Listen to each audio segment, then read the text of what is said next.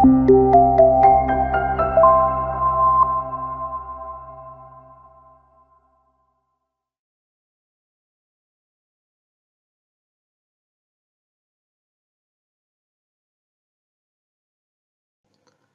rekan semua, senang sekali bisa bertemu kembali dengan Anda dalam sesi pembelajaran Introduction to Services Engineering. Perkenalkan, nama saya Amir Coleng selaku instruktur pada sesi kali ini.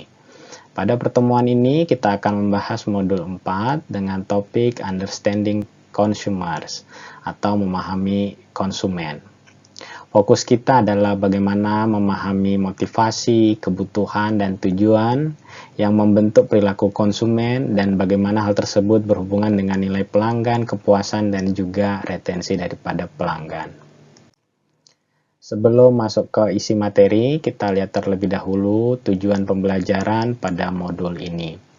Setelah mempelajari materi ini, Anda diharapkan mampu memahami bagaimana motivasi, kebutuhan, dan tujuan membentuk perilaku konsumen dalam proses pengambilan keputusan. Kemudian yang kedua, menjelaskan berbagai jenis kebutuhan konsumen, serta faktor-faktor yang memengaruhi nilai, kepuasan, dan juga loyalitas pelanggan.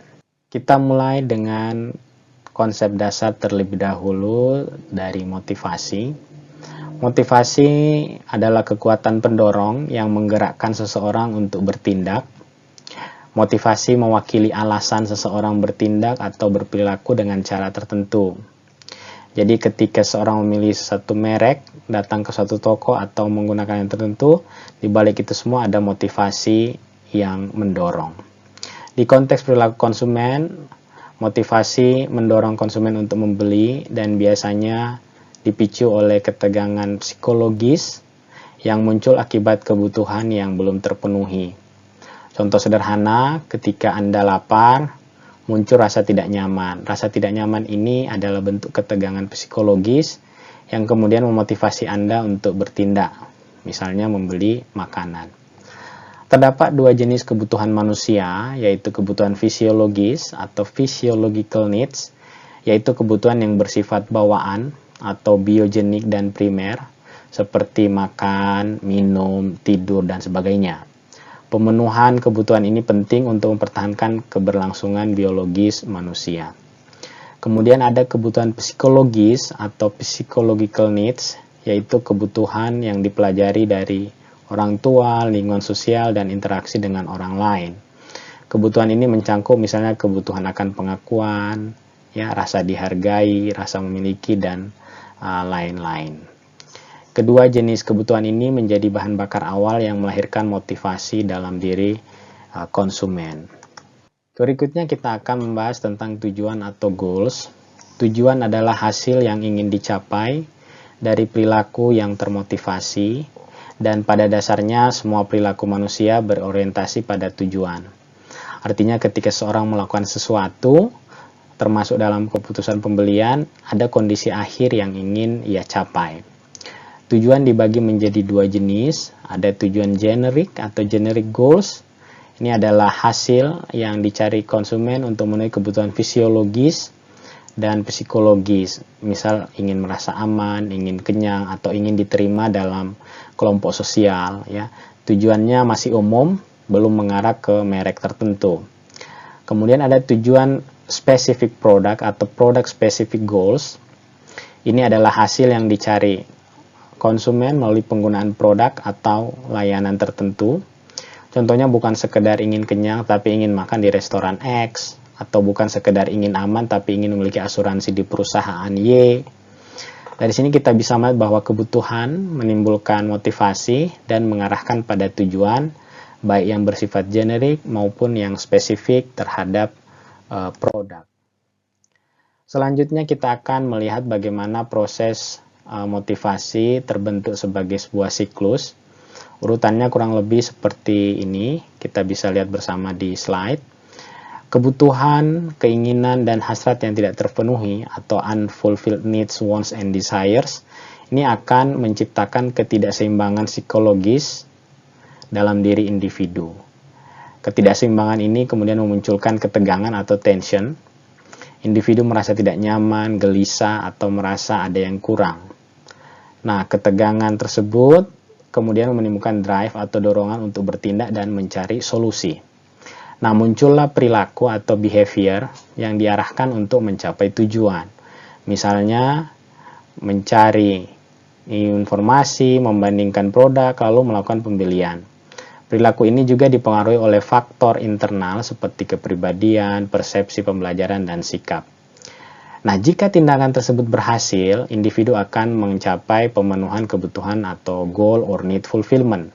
Ketika tujuan tercapai, terjadi pengurangan ketegangan, tension reduction, individu merasa lega atau puas. Namun ketika kebutuhan baru muncul, maka siklus motivasi akan dimulai kembali. Nah, memahami siklus ini tentu penting sekali untuk menjelaskan mengapa konsumen terus-menerus membuat keputusan dan mengapa perilaku mereka dinamis, bukan statis. Selanjutnya kita akan melihat keterkaitan kebutuhan, tujuan, dan motivasi belanja konsumen. Kebutuhan dan tujuan saling bergantung dan tidak dapat berdiri sendiri. Keduanya hanya ada ketika yang lain juga ada. Artinya tanpa kebutuhan tidak akan ada tujuan yang ingin dicapai, dan tanpa tujuan, kebutuhan tidak akan memiliki arah perilaku yang jelas tentunya. Nah, dalam hal motivasi belanja konsumen, terdapat beberapa faktor yang memotivasi seseorang untuk pergi berbelanja. Yang pertama adalah mencari barang tertentu, misal pergi ke supermarket atau membeli makanan, atau ke toko perkakas untuk membeli alat kebutuhan ya. Di sini motivasinya sangat fungsional dan spesifik. Kemudian ada recreational shopping, yaitu berbelanja tanpa kebutuhan mendesak tapi lakukan untuk menikmati pengalaman belanja itu sendiri. Banyak orang ke mall bukan karena butuh sesuatu tapi karena ingin refreshing misal. Kemudian yang ketiga, activity specific shopping, mencangkup motivasi seperti mencari rangsangan sensorik, belanja hadiah, atau berburu diskon. Di sini aktivitas belanja itu sendiri menjadi sumber kesenangan atau kepuasan.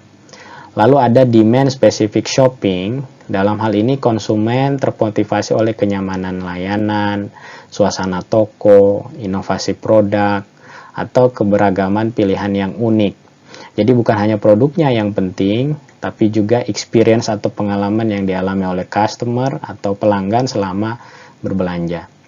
Nah, di sini kita bisa melihat bahwa perilaku belanja konsumen tidak selalu rasional murni, tapi banyak dipengaruhi oleh aspek psikologis dan juga emosional. Nah, selanjutnya kita beralih kepada sistem kebutuhan atau sistem needs, di mana ada dua hal yang akan kita bahas terkait dengan hierarki kebutuhan Maslow dan juga trio of needs. Nah, hierarki kebutuhan Maslow terdiri atas 5 tingkat kebutuhan. Yang pertama adalah kebutuhan fisiologis. Ini adalah kebutuhan dasar untuk bertahan hidup, makan, minum, tidur, oksigen, dan tempat tinggal. Tanpa pemenuhan kebutuhan ini, manusia sulit memikirkan kebutuhan lain. Kemudian ada safety and security needs atau kebutuhan keamanan. Setelah kebutuhan fisiologis relatif terpenuhi, manusia menginginkan perlindungan dari bahaya, stabilitas hidup, keamanan fisik, finansial, dan kesehatan. Kemudian social needs atau kebutuhan sosial. Kebutuhan akan rasa memiliki persahabatan, hubungan keluarga, dan interaksi sosial.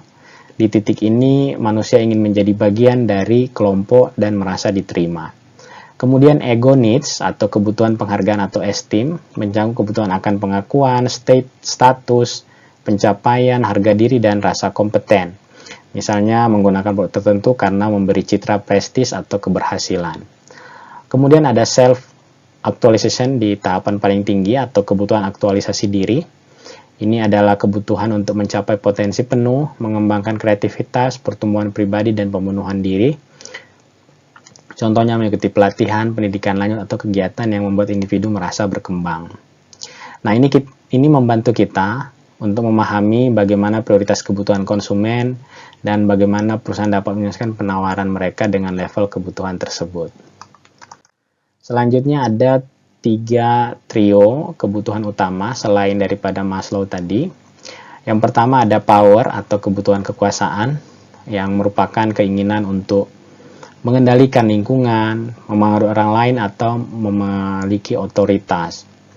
Tentunya konsumen dengan kebutuhan power yang tinggi cenderung tertarik pada produk atau layanan yang memberi rasa dominan, berkuasa, atau berstatus tinggi. Kemudian ada juga affiliation atau kebutuhan afiliasi, artinya ingin diterima, membangun hubungan sosial, dan juga menjadi bagian daripada kelompok. Kebutuhan ini terlihat dari perilaku konsumsi yang berorientasi pada kebersamaan komunitas atau pengalaman sosial. Misal, nongkrong di kafe, ikut komunitas hobi, atau memakai produk yang sama dengan kelompoknya. Kemudian yang terakhir ada kebutuhan pencapaian atau achievement. Ini merupakan keinginan untuk mencapai standar tertentu, berprestasi, dan juga menunjukkan kompetensi. Nah, konsumen dengan kebutuhan ini mungkin tertarik pada produk atau layanan yang mencerminkan keberhasilan, peningkatan diri atau pencapaian, seperti sertifikasi, pendidikan, dan juga produk premium lainnya. Oke, selanjutnya kita akan melihat nilai pelanggan, kepuasan, dan juga retensi. Bagian akhir dari modul ini akan membahas 3 konsep penting ini. Yang pertama adalah customer value atau nilai pelanggan, yang merupakan rasio antara manfaat yang dirasakan, baik itu ekonomis, fungsional, maupun psikologis, dengan sumber daya yang mereka keluarkan, seperti uang, waktu, usaha, dan beban psikologis. Konsumen akan menilai apakah yang saya dapat sepadan dengan yang saya keluarkan. Kemudian yang kedua, customer satisfaction atau kepuasan pelanggan. Kepuasan pelanggan adalah persepsi pelanggan terhadap kinerja produk atau layanan dibandingkan dengan ekspektasi mereka. Jika kinerja memenuhi atau bahkan melampaui ekspektasi, pelanggan akan merasa puas. Jika di bawah ekspektasi, maka mereka merasa kecewa tentunya. Yang terakhir, customer retention atau retensi pelanggan. Berhubungan dengan proses mengubah transaksi sesaat menjadi hubungan jangka panjang, sehingga pelanggan merasa lebih diuntungkan tetap bersama perusahaan dibandingkan berpindah ke pesaing. Nah, di sini menekankan bahwa biaya mempertahankan pelanggan lama lebih rendah dibandingkan dengan mencari pelanggan baru. Oleh karena itu, dengan memahami konsumen dan juga menjaga kepuasan mereka akan sangat penting untuk sustainability daripada bisnis atau keberlanjutan. Sebagai penutup, mari kita rangkum beberapa poin penting dalam pembelajaran ini. Yang pertama adalah perilaku konsumen dipengaruhi oleh motivasi yang muncul akibat kebutuhan yang belum terpenuhi, yang kemudian memicu dorongan untuk bertindak. Kebutuhan manusia dapat diklasifikasikan melalui model seperti Maslow dan juga Trio of Needs, yang membantu kita memahami prioritas dan preferensi konsumen. Lalu nilai kepuasan dan retensi pelanggan merupakan elemen penting dalam membangun hubungan jangka panjang antara perusahaan dan pelanggan. Dengan memahami konsumen lebih mendalam, memungkinkan perusahaan merancang layanan yang lebih sesuai, meningkatkan pengalaman pelanggan, dan juga memperkuat loyalitas ataupun retensi. Demikian materi terkait understanding consumers. Semoga penjelasan ini dapat membantu Anda memahami bagaimana motivasi, kebutuhan, dan tujuan membentuk perilaku konsumen, serta bagaimana konsep nilai, kepuasan, dan juga retensi pelanggan saling berkaitan. Sampai jumpa di kesempatan mendatang, dan selamat belajar. Terima kasih.